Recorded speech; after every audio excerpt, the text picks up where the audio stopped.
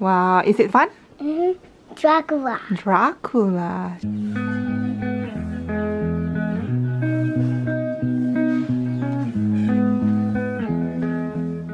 Hi everyone, welcome back to my channel. So in this video, I'm going to show you 8 Halloween activities that you can do at home for your toddlers and preschoolers. So in this video, I'm entertaining my 3-year-old, so he loves these Halloween activities, so I thought I'm going to share it with you so you can entertain your kids as well, especially during these uncertain situations, because I don't think we can do trick-or-treating like before, so we need to be really safe and we need to entertain them at home most of the times. And if you're new to my channel, my name is Angie Lowis. I'm a mom of 3-year-old.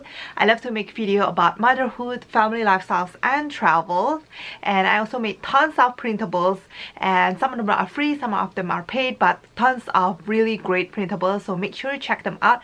I'm gonna put the link below. It's at my teacherspayteachers.com, so make sure you check out my profile and my account because I have tons of printables that you can download. And I made a video about fall activities as well, so if you haven't checked them out, make sure you check them out because there are tons of activities that are gonna be really useful to entertain your kids at home. So without further ado, let's begin.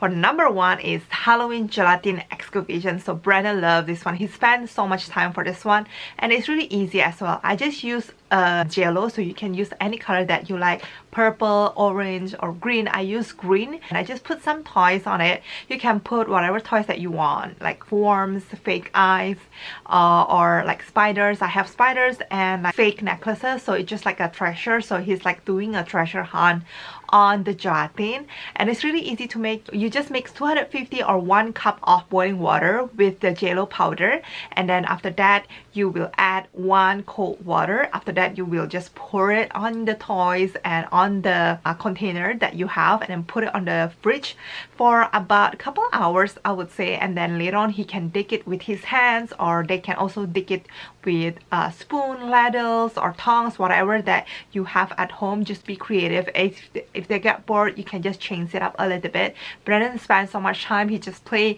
to get the treasures and play with the Jello. Do you like it? Yeah. Dada.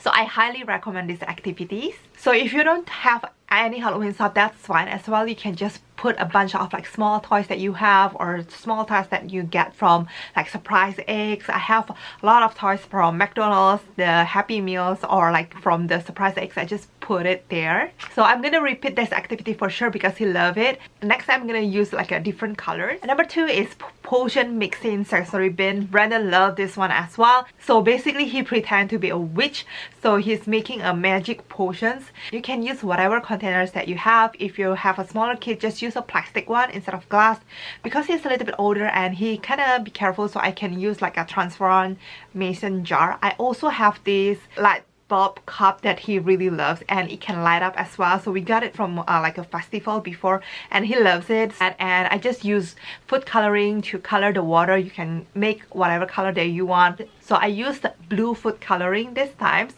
but just be mindful, if it is too thick, sometimes it will stain their finger, but usually after a day it's fine, so I don't really worry about it. He is having so much fun, and he spent a lot of time playing with the potions, pouring the potions, and use the syringe as well that you got from the medicines. And if you have Halloween items, that's even better. You can put like the worm, the spiders, the fake eyes on the glass as well. But because Brandon is pretty content, so I don't use any other toys, so I just use that, and he just keep pouring here and there the water. And for number 3 is Halloween egg hunt. So Brandon loves Easter egg hunts. I bought a plastic eggs before from the dollar stores, and some of them have the emoji faces and some of them are empty, so I can do whatever I want with it. So during the Halloween, so I just draw like Dracula faces, Frankenstein's, monsters faces, and I hide Halloween chocolate inside. So and later on I hide them throughout the house, and he's so happy. And if you don't want to use chocolate, that's fine as well. You can put small toys like I mentioned before. If you have a lot of like surprise eggs toys that are considered junk, so don't throw it away first. You can use it to put like on the Easter egg hunt. But Brandon's pretty good. Usually if he's doing like an egg hunt, he knows he can only eat one chocolate at a time, so he only ate one. But if you're kind of worried if your kids will eat lots of chocolate, you can just mix it up like with toys. And before I put Easter erasers team, so it comes with a bunch of erasers with cute shapes. But Halloween, you can buy the Halloween one as well, and you can do this for Christmas as well. So Brandon really loved it and he's so excited. And yeah, so I highly recommend this. So you only need to buy the eggs one time, but you can reuse it and reuse it. So you don't need to like boil the eggs, use food coloring. You can just use the plastic eggs and reuse it. Siapa namanya? Dracula. Dracula. Show mommy the chocolate. Did- Wow, is it fun? Mm-hmm. Number 4 is Halloween Science Melting Frozen Hands. So basically you just need to use latex gloves. So it's really easy, it's really cheap. I have it at home, so I just use that, blow it a little bit, and then I just put cold water and then tie it at the top, and then we put it on the freezer. So you need to be patient about that. So if you know you're gonna do these activities the day after, otherwise they will be impatient. So you can do that beforehand, and then later on you can take off the gloves, and then you can do like colors water if you want, or you can just use regular water. And if you have small toys, spiders, confetti, you can, or glitters, you can just put it inside as well to make it a little bit interesting. And you can use syringe, squeeze it on top of the hand, and the hand will melt and crack. So it's really fun for them to do. And then if you want, you can just put like hot water as well. Number 5 is witch broomstick. So he had fun with this one as well. So basically I just will use whatever that I have at home. You need paper, so I cut it like pretending to be the broom. I tied it with the pipe cleaner. You can use whatever color that you want. I think purple and orange would be like the Halloween theme. So later on your kids need to put the bits on top of the broom. So it teaches them the sensory activities, and it teaches them to be patient as well. You can teach them about color, and they can do color sorting per broom as well. So you can be really creative about this one. Ta-da! I'm done. What is it? Show mommy. It's a witch broom. Yeah, witch broomstick, yeah. Can I make on it? Pura-pura ya.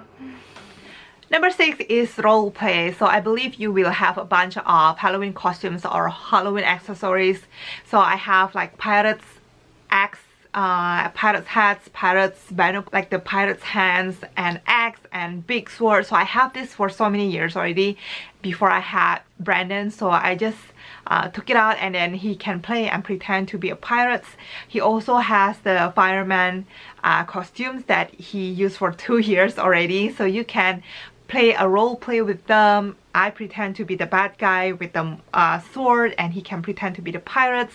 He can pretend to be like a fireman. So if your kids have like superhero or princess costume, they can do a role play at home as well. Number 7 is they can also play with the Halloween decorations. So I have a bunch of Halloween decoration before, like the lights, as you can see at the back. I also have this one, and he like to hang this on my door and hang here and hang there and keep changing the place. And then he can play with the pumpkins and also the Halloween basket as well. So just be creative. You can take out your Halloween decorations and they can play with it. He loves the Halloween slide as well.